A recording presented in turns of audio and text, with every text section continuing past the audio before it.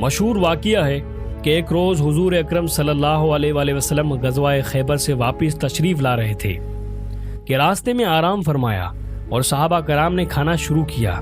اسی دوران شہد کی مکھیوں کی بھنبھار کی آواز آنے لگی اور یہ آوازیں صحابہ کرام نے بھی سماعت فرمائیں۔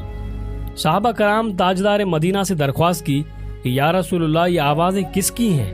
حضور صلی اللہ علیہ وآلہ وسلم نے فرمایا کہ شہد کی مکھیاں عرض کر رہی ہیں کہ یا رسول اللہ صحابہ کرام بغیر سالن کے کھانا تناول فرما رہے ہیں، حالانکہ پاس ہی ایک پہاڑ ہے جہاں شہد کا چھتا ہے، لیکن ہم اس کو یہاں لانے سے قاصر ہیں۔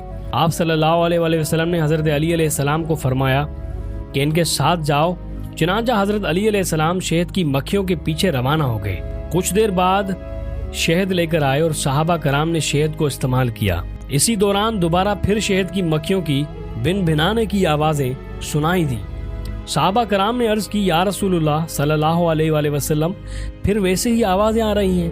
تاجدار مدینہ نے فرمایا کہ میں نے ان سے پوچھا کہ یہ کڑوا پھول کیسے شہد بن جاتے ہیں؟